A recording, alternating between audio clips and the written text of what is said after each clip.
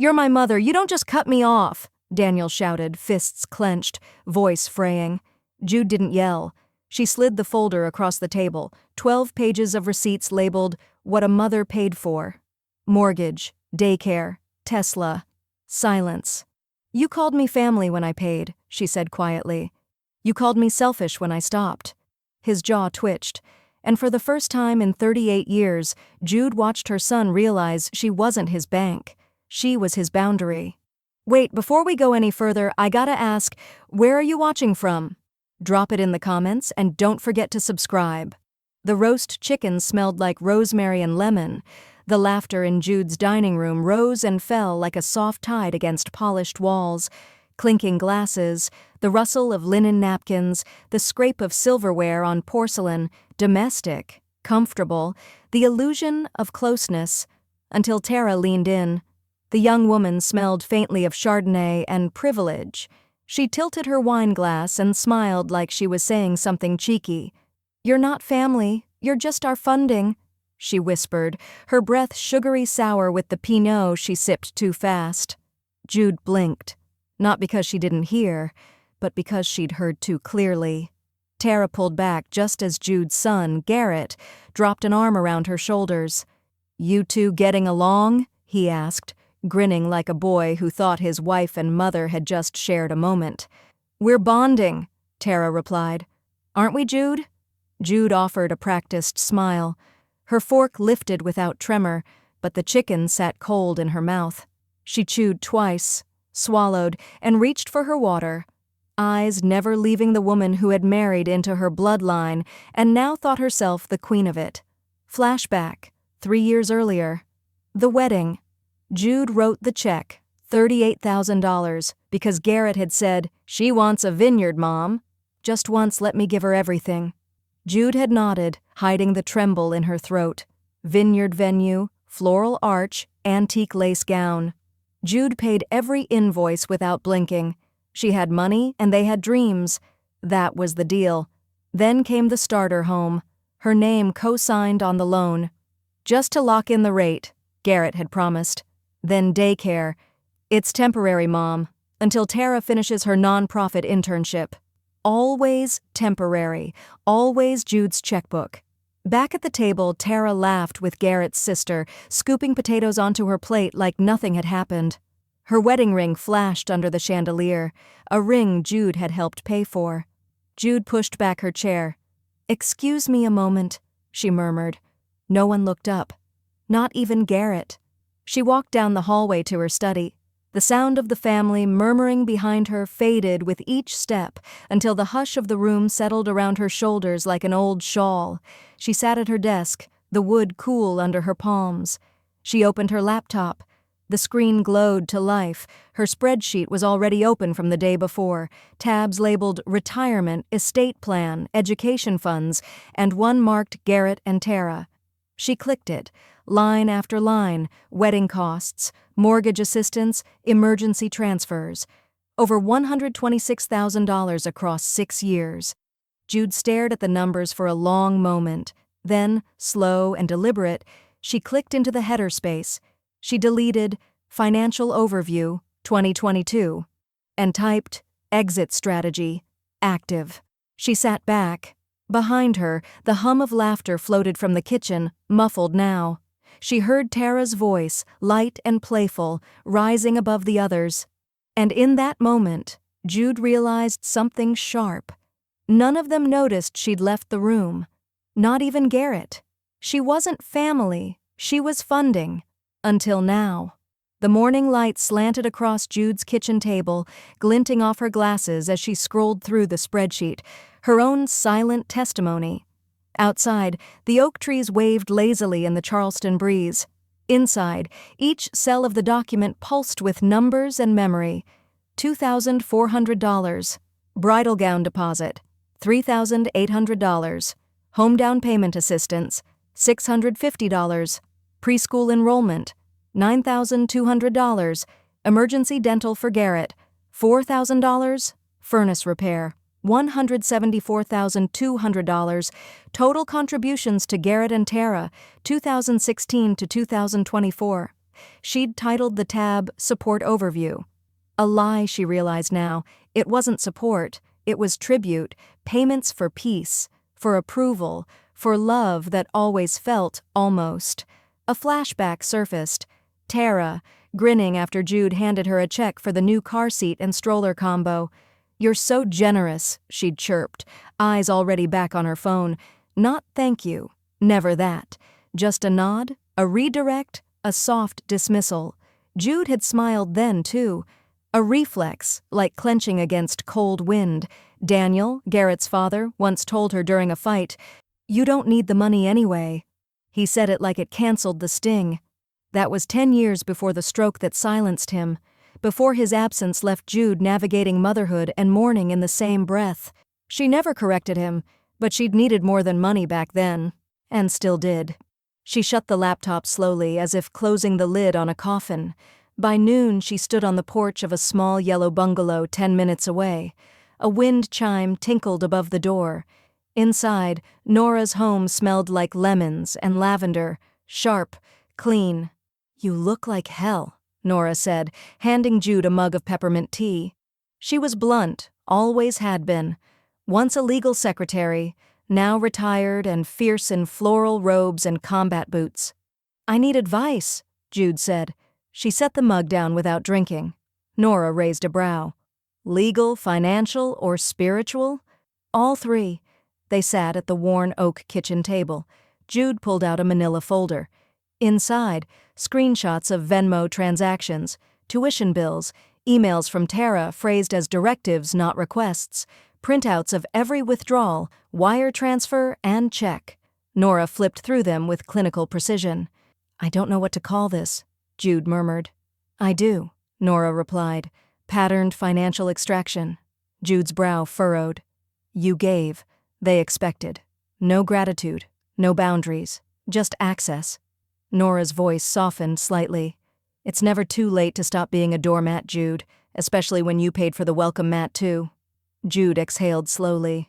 "I want to set limits, without burning the house down." "Then you start with paper, quiet paper." Nora pulled out her laptop and began drafting. Legal notice templates, estate firewall revisions, future gift disclaimers. Nothing final, just the legal equivalent of drawing a line in the sand before pouring concrete over it. By dusk, Jude returned home with a flash drive full of possibilities.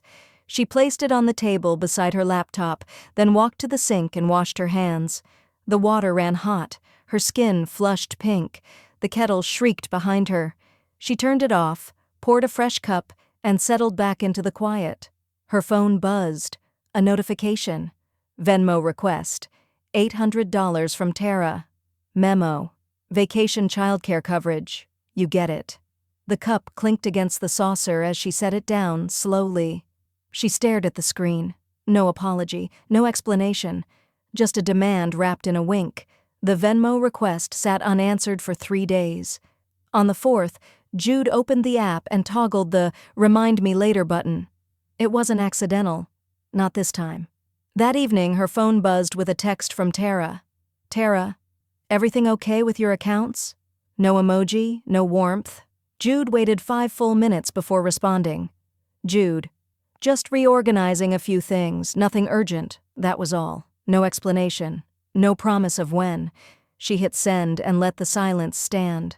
By Sunday, the kitchen smelled of slow-roasted pork shoulder and rosemary biscuits, but the air between Jude and Tara was colder than the iced tea sweating on the table. The family had come over for a casual dinner, Daniel's idea, supposedly. Tara offered a brittle smile when she walked in, arms full of reusable grocery bags. No hug, no kiss on the cheek, just, "We brought dessert." "Store-bought, hope that's fine." Jude nodded and handed her a plate. "Of course, always." But everything felt stiff, scripted. Garrett fussed in the living room and Daniel knelt beside him, cooing in a tone far too performative. "We might take that trip to Aspen after all," he said loudly to no one in particular. Lease on the new Tesla just went through. White interior, full self-drive package. Jude blinked. "Didn't realize you'd applied." Daniel beamed. "Tara handled it. She's got a gift for paperwork." Jude pressed her napkin into her lap to ground herself. Her breath slowed. Her fingers trembled, not with age, but something sharper. She smiled, calmly.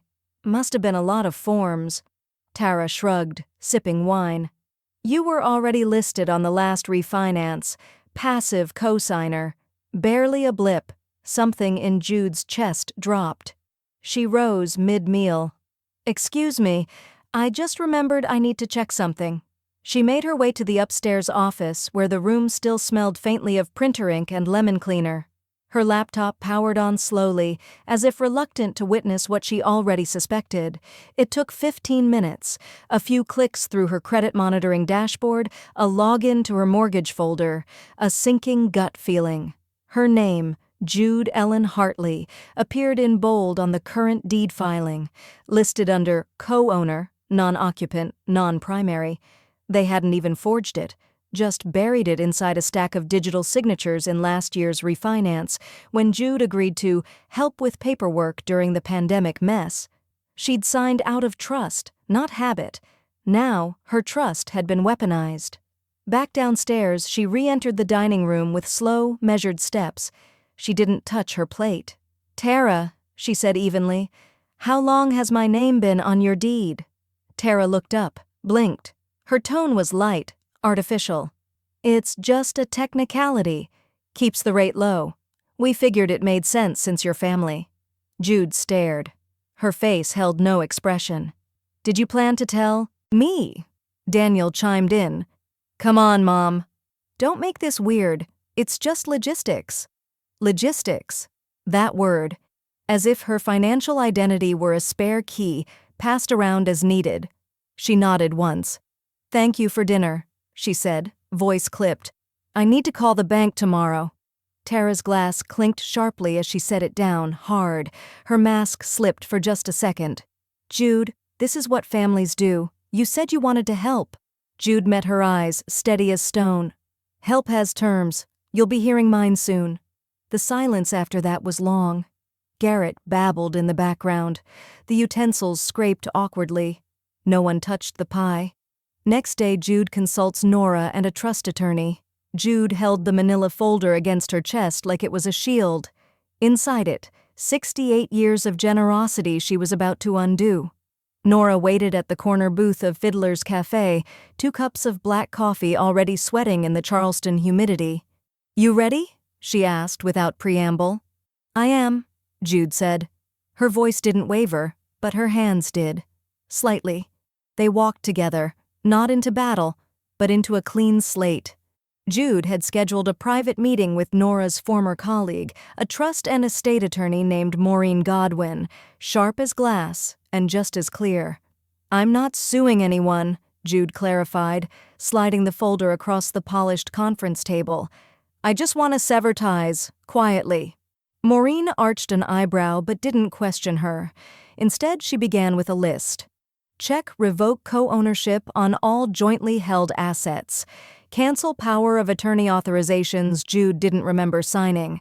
Freeze all auto transfers to Daniel's emergency account and Tara's childcare fund. Rewrite the will. "I want the house to go to the Historical Preservation Society," Jude said calmly. "The savings?" "A rotating scholarship for young women over 40, and a grant for small animal rescues." "Nothing for your son?" Maureen asked just once. Jude smiled without warmth. He's had enough. The plan unfolded like piano keys pressed in perfect order. They'd initiate the changes in waves, too slow to trigger suspicion, too fast for interference. Back home, Jude opened her laptop and drafted a timed email labeled Subject, Financial Restructuring, effective immediately. It was polite, factual, and utterly void of emotion, the kind of message that burned without raising its voice. She set the send timer for 30 days, long enough for her paper trail to vanish beneath clean signatures and firewall locks. Her money would slip from their reach like tide water pulling back from sand. On Sunday, she cooked pot roast with pearl onions and thyme. The house smelled like comfort, on purpose.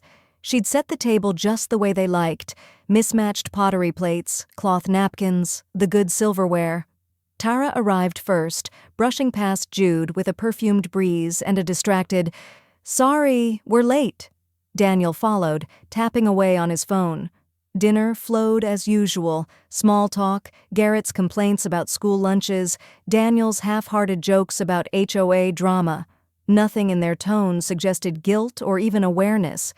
Jude felt invisible again, but it didn't sting anymore. It just confirmed the necessity of what came next. As the evening wrapped, Jude pulled out 2 brand-new Tupperware containers from beneath the kitchen island. "For leftovers," she said, setting them down. Tara eyed them, unimpressed. "Are you finally upgrading from the chipped stuff?" Jude smiled. "Something like that?" Daniel chuckled without looking up from his phone. "Guess it'll all be ours eventually anyway."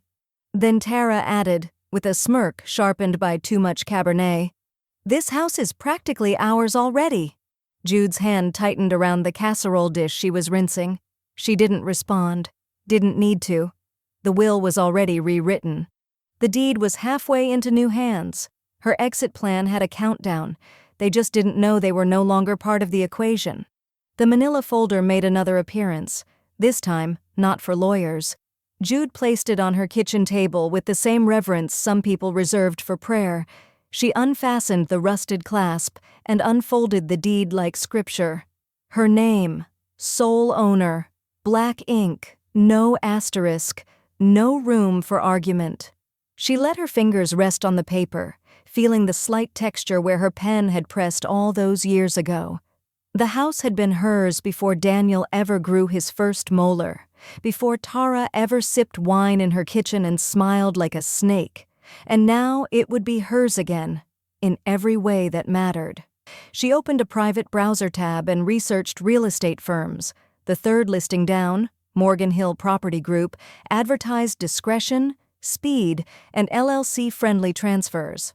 That was what she needed. By noon, she had a meeting on the books. By 2 p.m., she had registered an LLC under the name Mossgate Legacy Trust. By 5 p.m., the house had a scheduled appraisal. No one, not Daniel, no, Tara, had a clue. At 6:43 p.m., Daniel called. "Hey, Mom, quick thing, I've been meaning to bring it up, but..." A long sigh.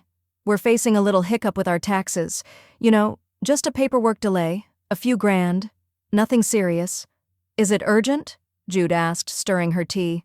"Sort of," he said. "It'd help smooth things out." "I'm sure it would." She took a sip, let the silence stretch. "I'm not in a position to help right now." The pause on his end was instant and sour. "Not even a small loan?" he tried. "I'm reorganizing a few things," she said, echoing her own words from weeks earlier. "It's best you don't count on me right now."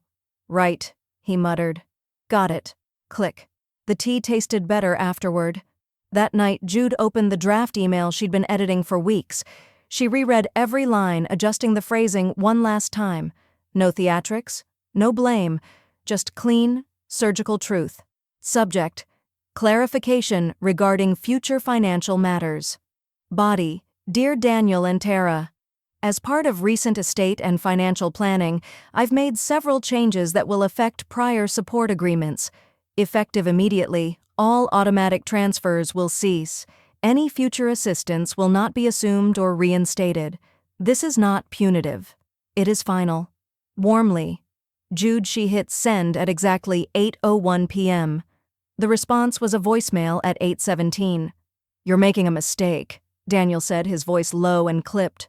"I don't know what this is, but it's not you. We've never asked for more than you could afford. We're family. You're acting like some cold stranger." He didn't yell. He didn't cry. He just seethed. But what Jude heard, what she finally heard, was fear. Because for the first time, he was the one on shifting ground. She didn't reply. She did, however, take her pen to a new page in her planner and write in firm, deliberate ink, Wednesday, finalize listing documents. Thursday, appraisal at 10 a.m. Friday, meet with closing attorney. No ceremony, no confession, just motion. She'd learned that revenge didn't need to be loud.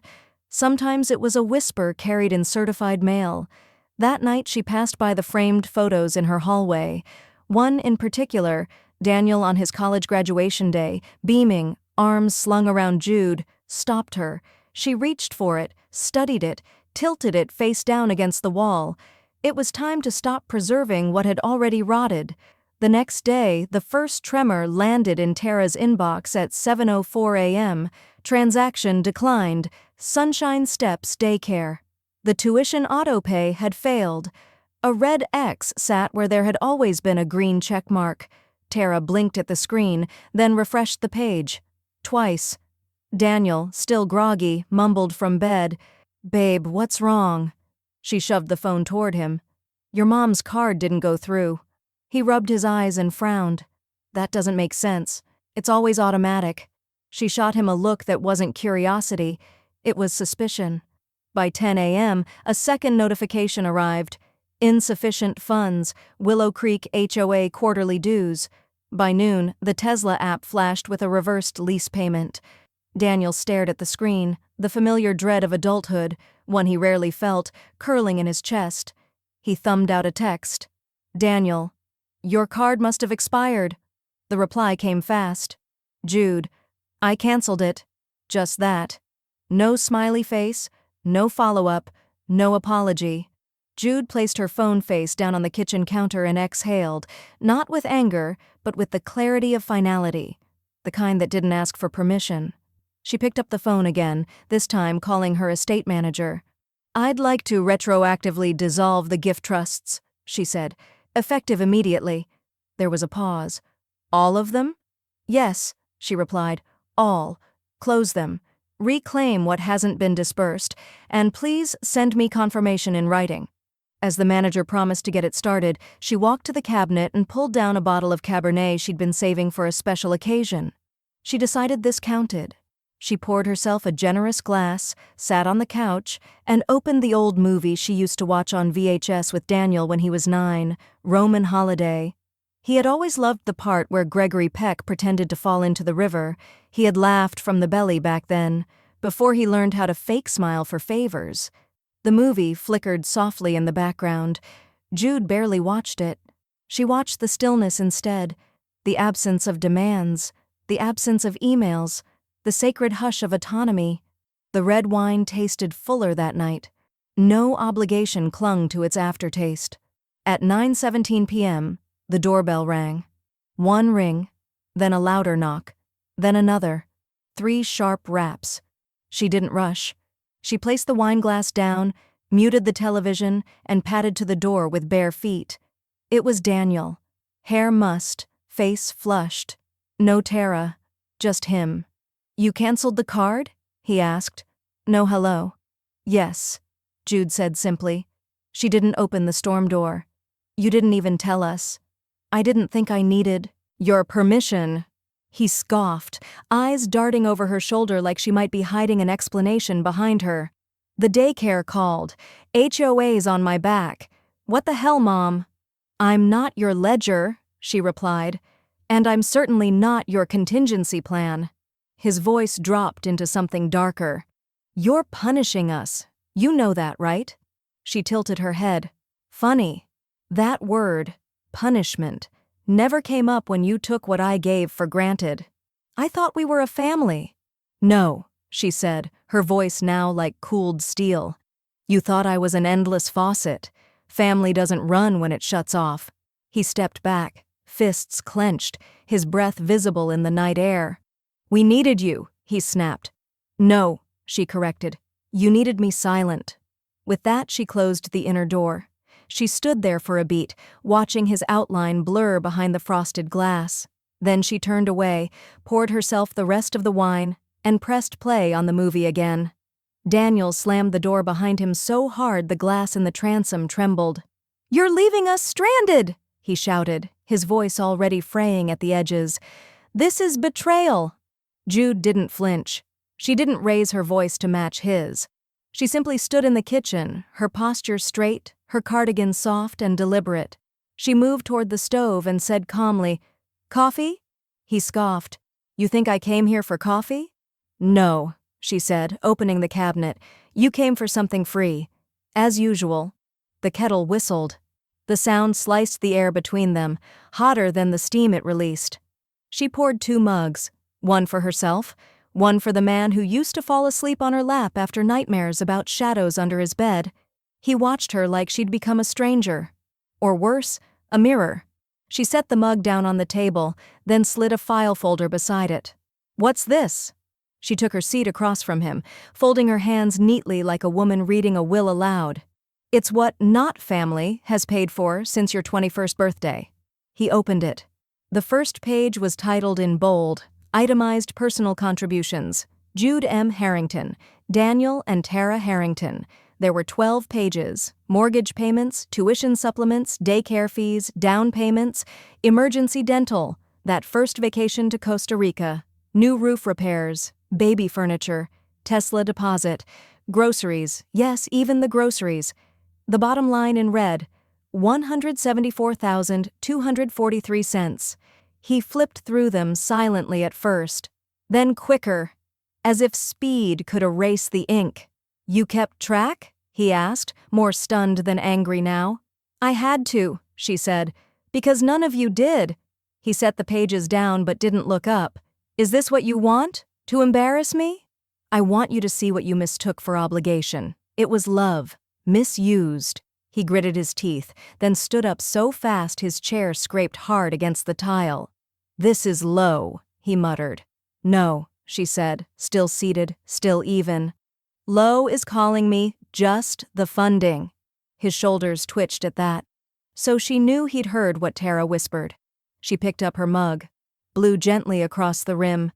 "You didn't just replace gratitude with greed, Daniel. You replaced respect with assumption. And I enabled it. That's on me." He stared at her like he might say something. A sliver of that little boy still flickered in his eyes, confused. But it vanished quickly. He clenched his fists and turned toward the door. "Don't call us when you're old and alone," he snapped. She didn't answer. She didn't need to. The front door opened. It didn't slam this time, just closed with a cold, deliberate click. The silence that followed wasn't lonely. It was clarifying. It was a silence that had waited too long to be earned. Jude sat there, still at the kitchen table, her tea now lukewarm, untouched. Tears gathered, not out of regret, but out of mourning. Mourning the son she raised and the man who had chosen a different code. She stood slowly, exhaled, and walked to the hallway mirror. She tucked a stray hair behind her ear and spoke aloud to her reflection, voice steady. "You did what was right, not what was easy." And then she made a decision she hadn't dared to until now. Next Sunday, she would not cook. She would not host. She would not smile politely while her generosity was scraped clean from the platter. She would not attend at all. 2 days later, Jude stepped onto her porch and saw it, a fresh white sign staked into her lawn. "For sale, listed by Magnolia Trust Holdings, LLC." And for the first time in years, she smiled all the way back into the house. Jude was folding laundry with the TV humming softly in the background when her phone buzzed. A message from Carol, her neighbor 2 doors down. "Not sure if you know, but there's yelling on your porch. Looks like Daniel and Tara are hosting some kind of dinner. Thought you'd want to know." Jude placed the neatly folded towel beside the others and walked to the front window. Sure enough, strands of warm bistro lights hung lazily from the porch beams she once paid to reinforce. Glasses clinked in the distance. Tara's voice, shrill, a little too loud, rose above the murmurs like a violin off-key. Jude didn't step outside. Instead, she stood behind the curtain and watched the silhouettes shift and pose, clinking glasses, laughter that was just slightly too performative. She caught sight of Daniel gesturing toward the lawn, her lawn, with both hands. That's when it hit her. This wasn't just a dinner, it was a showcase. Later that night, Jude would learn from a mutual acquaintance that they'd introduced the house to their guests as a future gift, something already arranged. They claimed it was part of a living legacy Jude insisted on leaving to them. All smiles, all spin. They were rewriting the ending of her generosity, while still living in the middle of it. She didn't feel anger, not at first, just something sharper, something cleaner. disgust. By morning, her inbox had changed. 3 emails, 1 DM, all from people who'd attended the dinner. Wait, did you gift them your house already? That house is yours, right? I didn't realize you were downsizing.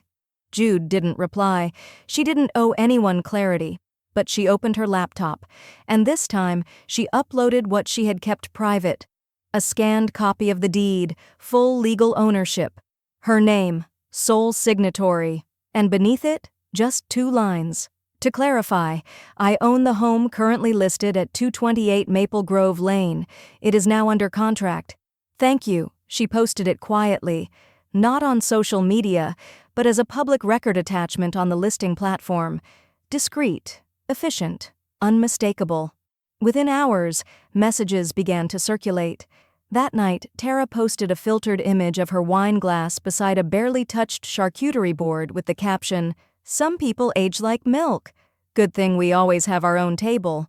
Jude didn't flinch. She didn't reply. She didn't even scroll past it. She logged out. Instead, she returned a call to her realtor, one she'd been waiting for. "Yes," the woman said briskly. "You've got a full cash offer. They don't even want inspections. 72 hours on the market and it's done.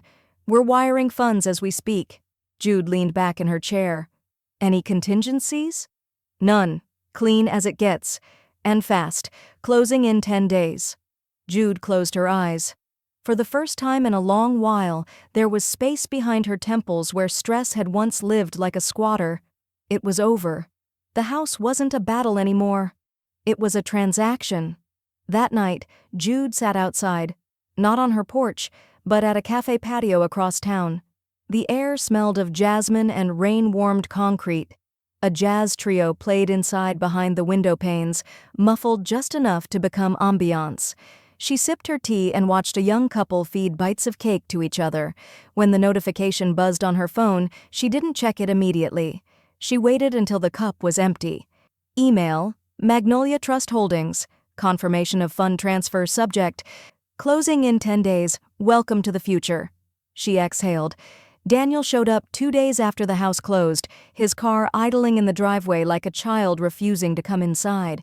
He didn't knock at first, just stood on the welcome mat that no longer welcomed him. Jude saw his silhouette through the frosted glass, stiff and unfamiliar, shoulders hunched in something between disbelief and indignation.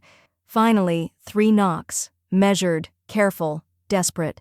She opened the door halfway. "Daniel, where are we gonna live?" His voice cracked just enough to make the question sound like a plea dressed as indignation. Jude didn't blink. "That's a question for 2 married adults." He blinked as if slapped. "You said this was going to be ours someday." "No," she said calmly. "You assumed. I never promised." He stepped forward into the boundary of her new co-op unit with its polished floors and eucalyptus-scented air. "We have nowhere lined up." She motioned to the guest chair near her kitchen table but didn't offer him a drink. "Then maybe it's time to try something novel, like renting, downsizing, budgeting, things normal families do." Daniel scoffed and sat anyway, too tired to argue and too stunned to leave. She opened a slim binder and slid it across the table. Pages of printed statements and spreadsheets, itemized with color-coded tabs. "I don't expect you to say thank you. I gave because I loved you. But you confused love with obligation." He flipped a few pages, not reading, just pretending to. His eyes were somewhere else, maybe in the Tesla dealership, maybe in the dining room they just hosted their performative dinner in. Then, a knock again, louder this time. Tara stepped inside without being invited. "So this is what a betrayal looks like," she said, eyes roaming the co-op like it was enemy territory. Jude remained seated. "If it helps, think of this as what a boundary looks like. You ripped the floor out from under us." "No, Tara," Jude said, her tone soft but surgically precise. "You never laid your own." Tara crossed her arms, eyes burning. "Is this your revenge?" Jude stood slowly. "Number this as my recovery." Silence bloomed in the room, thick as humidity in July. Daniel stared at his hands. Tara looked at the ceiling, refusing to blink. Then, like a closing ceremony, Jude spoke evenly. I'm no longer funding assumptions. I suggest you two speak to a rental agent before the weekend's over. Charleston moves fast. And with that, she walked to the door and opened it. You can see yourselves out. They left without another word. Jude sat alone that night, the lights dimmed low and a slow classical sonata playing from a Bluetooth speaker. She sipped herbal tea and scrolled through her photo albums, years of birthdays, beach trips, holidays, until her finger hovered over one labeled Family Autosync. She didn't flinch when she hit delete. The silence that followed wasn't empty. It was space, clean, wide, and free. 3 days passed, not a call, not a text. And then, unexpectedly, a letter, handwritten. No return address, just soft cursive across a lavender envelope. She opened it gently, the paper thick and floral-scented. Inside was a folded piece of lined notebook paper, written in clumsy loops. Hi, Grandma Jude. I know everyone's mad, but I love the way your house smelled like cookies. And thank you for helping Mommy and Daddy when I was little. I miss you. Love, Maddie. Jude folded the note slowly, the corner soft between her fingers. A single tear touched the edge, feathered and soaked into the fibers. She didn't know whether to smile or sob.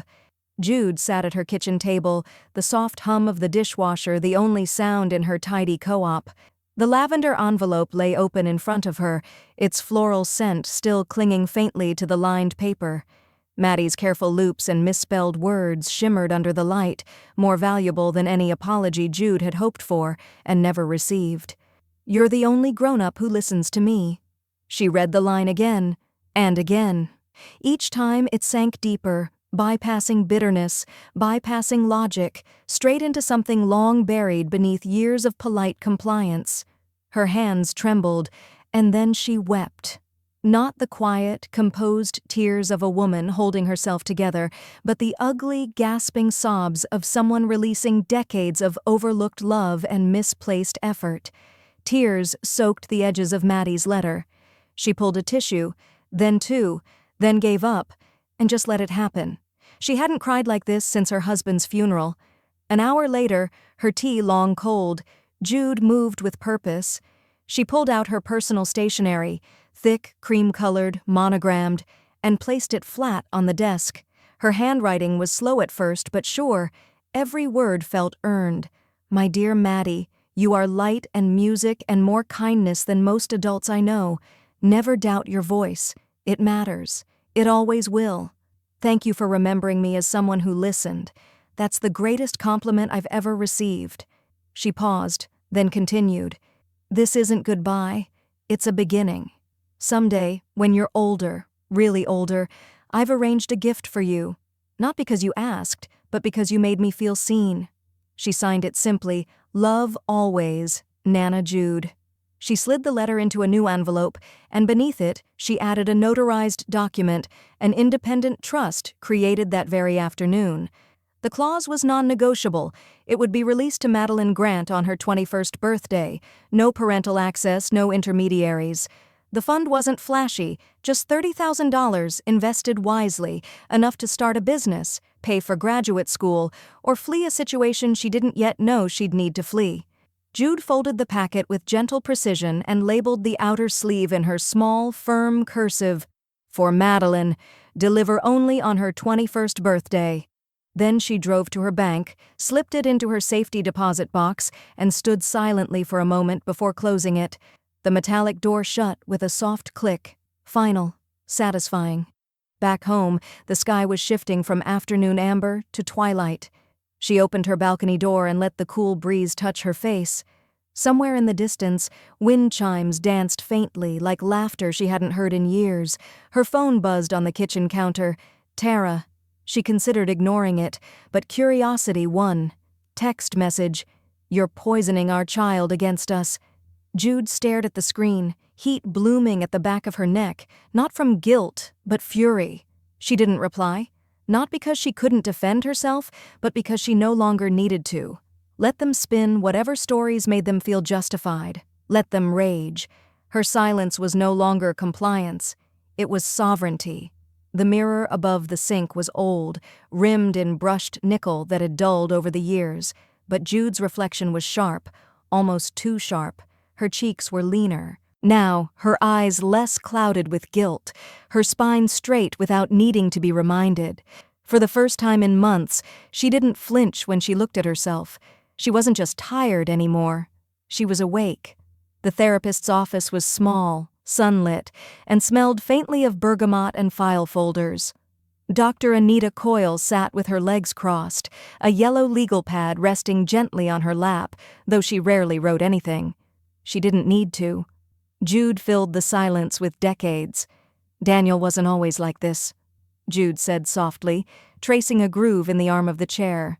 But maybe he was, and I just didn't want to see it. Dr. Coyle offered a gentle nod. You gave from a place of love, but he learned to take from a place of entitlement. Jude winced, then laughed bitterly. He used to say I had a bleeding heart and a bottomless wallet, like they were character flaws. They weren't, Doctor, Coyle said calmly. But you weren't parenting. You were subsidizing. The words hung in the air, heavy and final. That night, Jude made herself a cup of chamomile tea and opened her laptop. She didn't hesitate. She simply opened a blank document and began typing. The letter to Daniel wasn't sharp. It wasn't even angry. It was clear. Each line was a bead on a string, smooth and deliberate.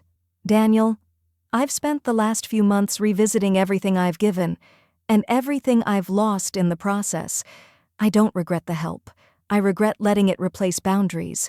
You're not a child, and I'm not a bank. I never expected repayment, only respect.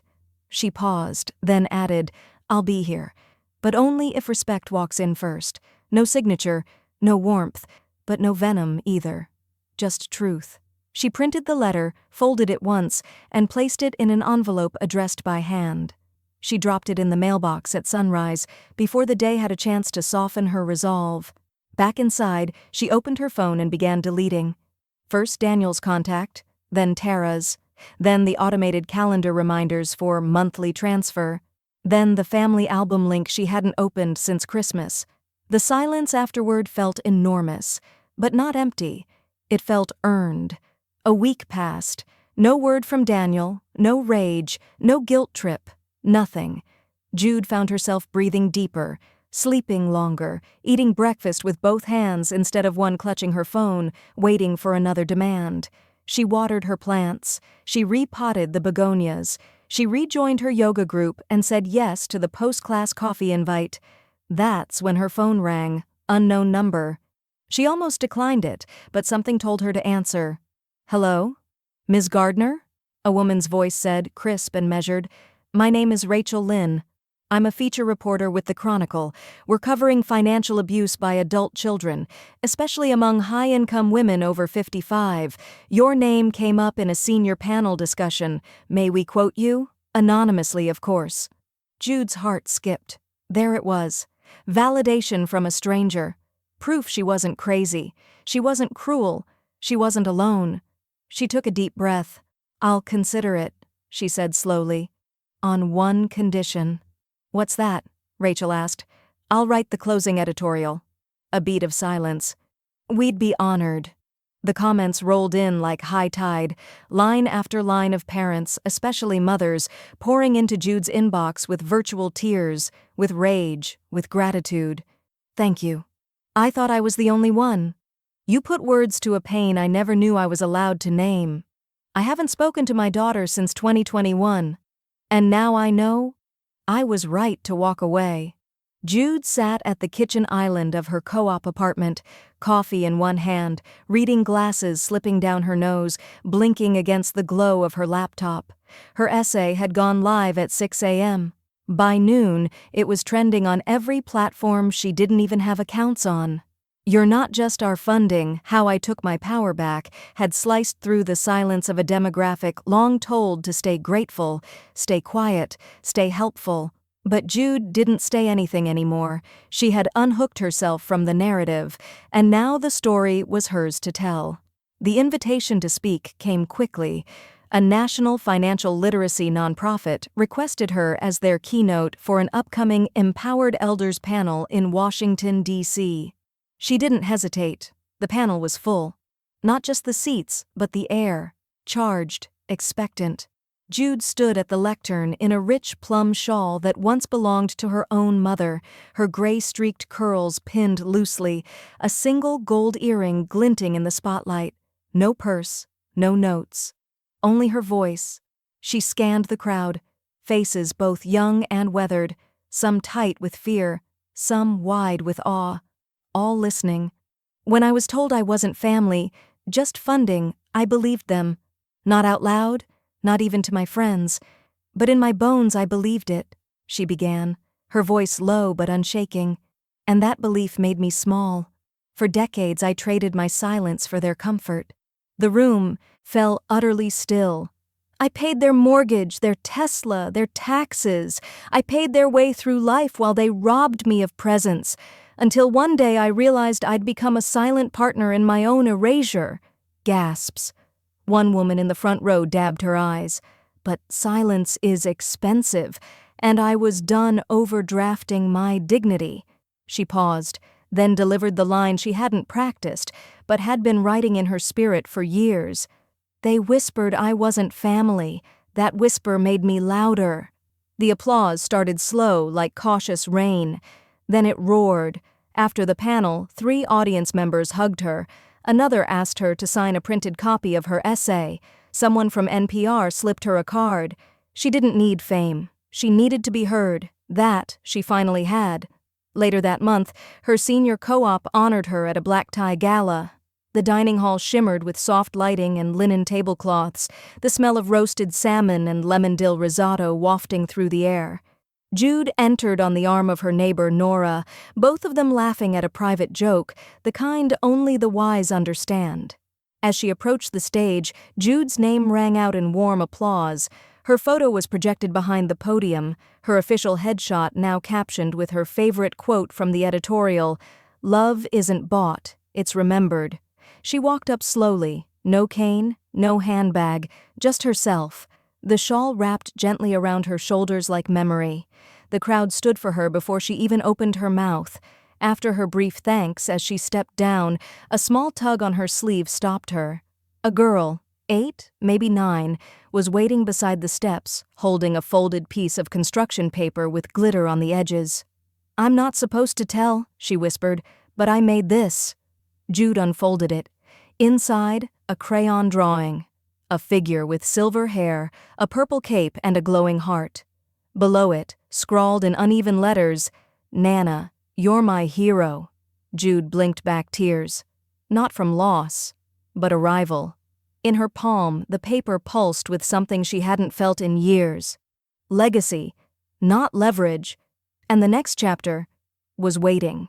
The knock wasn't frantic, it was polite, calculated. But Jude didn't move at first. She stood just inside her co-op's sunlit kitchen, her mug warm in her palm, her eyes narrowing toward the security monitor by the door. Daniel, Tara. She hadn't seen them in over 3 months. The silence had stretched long and bitter, filled only by passive-aggressive texts she never answered, a voicemail she deleted halfway through, and one badly filtered Instagram story about elder betrayal. Now here they were. Clean-shaven, lip-glossed, dressed like the kind of people who still thought performance could be mistaken for change. Jude pressed the intercom. "Yes?" Tara leaned toward the camera, voice soft, smile tight. "We just thought maybe it was time." Jude didn't open the door. She didn't even unlock it. Daniel took a breath. "Look, we were hoping we could talk. Clear the air. You know, family forgives." Jude replied evenly. "Family also apologizes."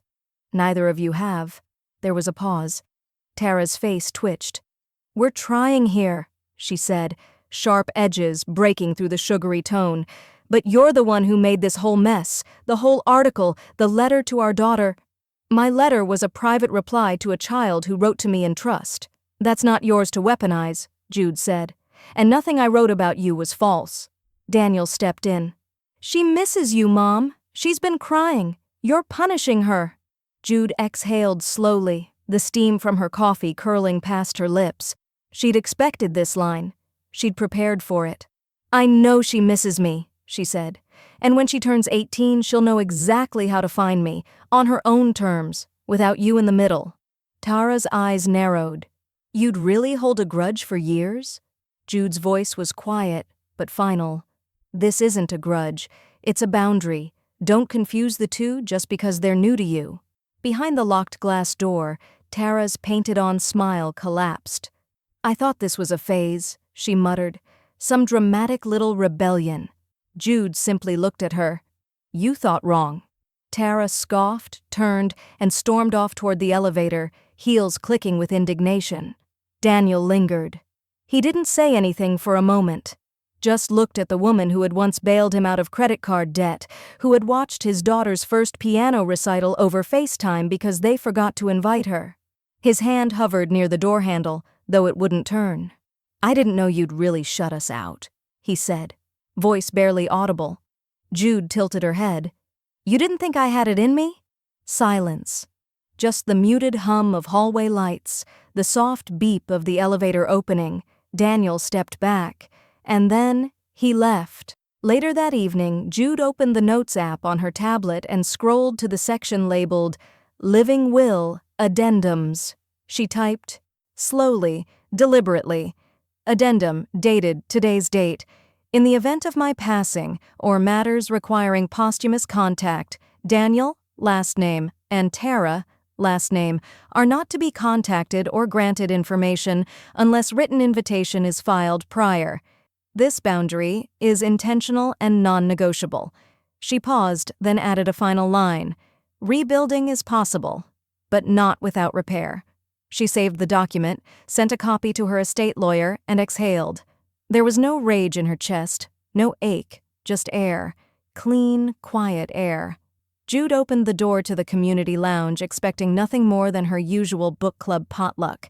What greeted her instead was a burst of confetti, a chorus of cheers, and the scent of buttercream and roasted rosemary nuts mingling in the air.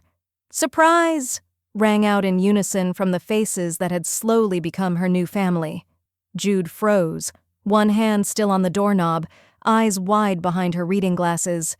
Then she laughed, freely from her belly, and let the door swing shut behind her. No one was tense. No one was waiting for a check. No one was using her birthday to ask for more. Y'all really got me, she said, clutching her chest. I thought we were just dissecting the Dutch house. We lied, said Maria, her neighbor from 4B, grinning as she handed Jude a glass of champagne. Forgive us. The room was alive with color and movement, balloons in shades of teal and cream, old jazz standards floating from the Bluetooth speaker, the faint aroma of someone's apple crumble warming in the oven. Every sense felt nourished. There were no kids glued to their phones, no spouses making snide comments, just 30-somethings, 60-somethings, and 80-somethings who all remembered her name, her story, and, most importantly, her worth. After the cake, a lemon raspberry layer with a crisp sugar glaze, and a round of laughter over a group game of 2 truths and a lie, someone called for a toast. You first, birthday girl, said Ellis, the former teacher from down the hall. Jude stood, smoothing her sweater, and lifted her glass. I've had birthdays where I was surrounded by people who called me family and still made me feel alone, she said calmly, scanning the room. It went still, not somber, just present. But tonight, she smiled, tonight I'm surrounded by people who see me, even when I stopped paying to be seen. A beat of silence, then applause erupted. Real, loud, unfiltered applause. One woman dabbed her eyes, another raised her glass and said, Amen to that. After the room quieted and the last guest offered a gentle hug before heading upstairs, Jude returned to her apartment. She kicked off her shoes, the carpet soft under her feet, and walked to her bookshelf. Centered there, between framed photos of her garden and a first-edition copy of Their Eyes Were Watching God, was a glass frame with a single folded letter. The one written by her granddaughter in crooked cursive with its earnest declaration, You're the only grown-up who listens to me. She touched the frame lightly like it might whisper back. Then she turned toward the corner cabinet, keyed open the small safe, and pulled out her trust documents. They were orderly, uncluttered, every dollar now directed where it made sense, not where guilt had once lived. As she leafed through the pages, a strange feeling surfaced. Lightness, no tethers, no emotional I owe us, just clean, deliberate intention. She placed the documents back into the safe and locked it.